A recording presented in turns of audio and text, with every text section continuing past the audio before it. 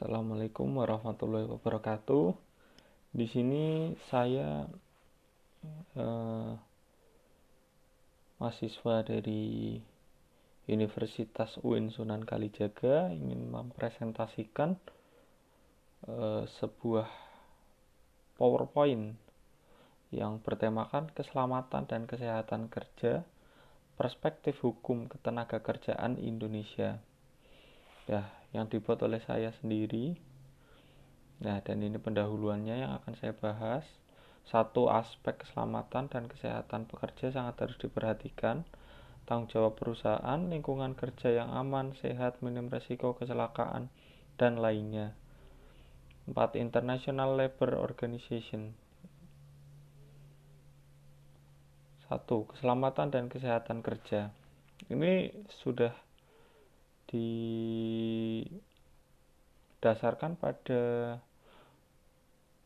Pasal 86 ayat 1A Undang-Undang Nomor 13 Tahun 2003 yang berkenaan dan tentang hak pekerja, yang berisi 1. Tujuan peraturan keselamatan dan kecelakaan kerja.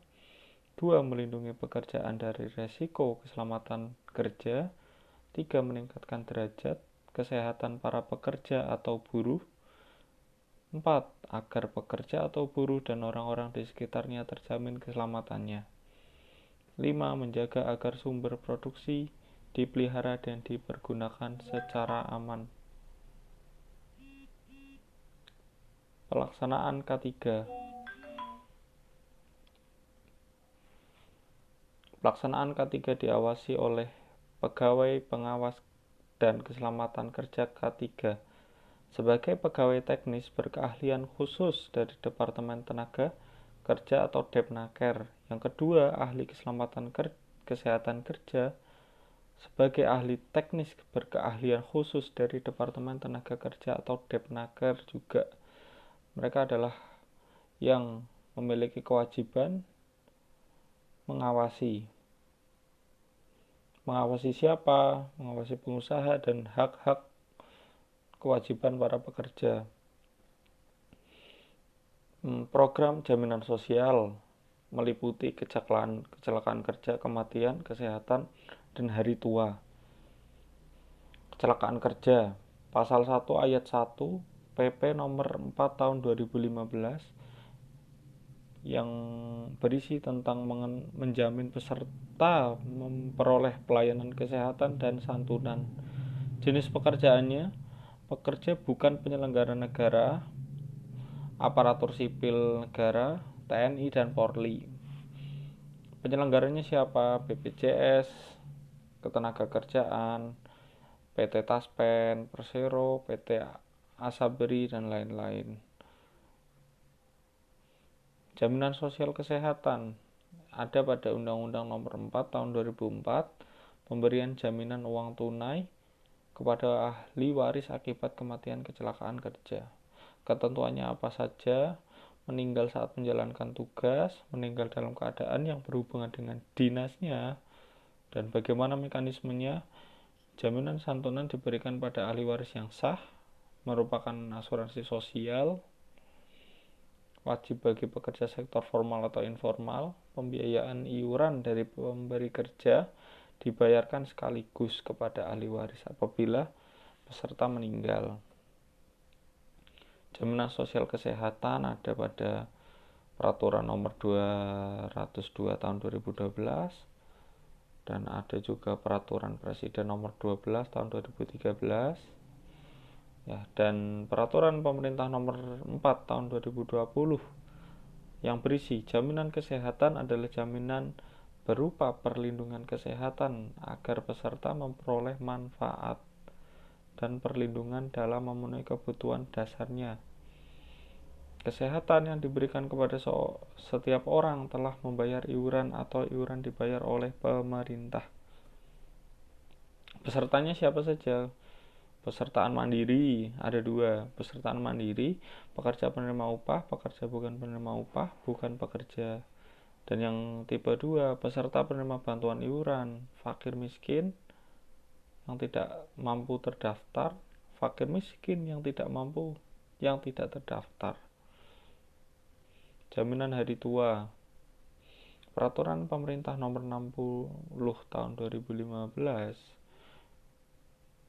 yang mana peserta penerima upah bekerja pada pemberi kerja selain penyelenggara negara, pekerja pada perusahaan, pekerja pada orang perseorangan, orang asing bekerja di Indonesia paling singkat 6 bulan, peserta bukan penerima upah, maksudnya adalah pemberi kerja, pekerja di luar hubungan kerja, pekerja yang tidak termasuk pekerja di luar hubungan kerja atau pekerja mandiri yang bukan menerima upah.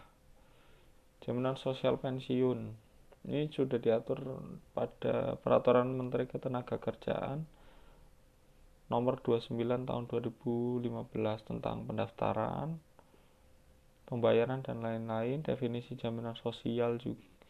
Definisi jaminan sosial adalah jaminan sosial yang bertujuan untuk mempertahankan derajat kehidupan yang layak bagi peserta atau ahli warisnya dengan memberikan penghasilan setelah peserta memasuki usia pensiun atau mengalami cacat total atau meninggal dunia. Nah, pemberi kerja yang wajib mendaftarkan pekerjaannya untuk JSP adalah 1. Memberi kerja dengan skala usaha besar, memberi kerja dengan skala usaha menengah, dan pelaku UMKM. Bagaimana? 1. Pemberi kerja dengan skala usaha kecil yang memiliki kekayaan bersih lebih dari 50 juta sampai 500 juta serta memiliki hasil penjualan tahunan lebih dari 300 juta sampai 2,5 miliar. Dan yang kedua, pemberi kerja dengan skala mikro yang memiliki kekayaan bersih paling banyak 50 juta serta hasil penjualan tahunan paling banyak adalah 300 juta. Dan dari kesimpulan di atas bisa kita simpulkan keselamatan dan kesehatan kerja merupakan salah satu hak pekerja atau buruh tercantum dalam Pasal 86 Ayat 1 huruf A Undang-Undang Nomor 13 Tahun 2013.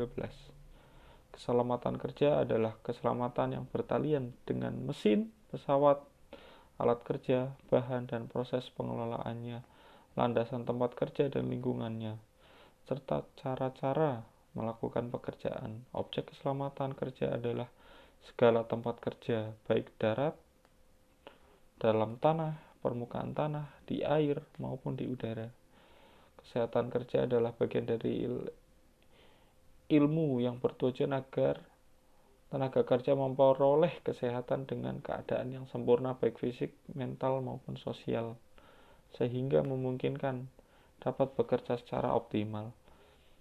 Guna melindungi kesehatan keselamatan kerja, maka dibuatlah bentuk-bentuk program jaminan sosial, diantaranya jaminan sosial kecelakaan, jaminan sosial kematian, jaminan sosial kesehatan, jaminan sosial hari tua, jaminan sosial pensiun.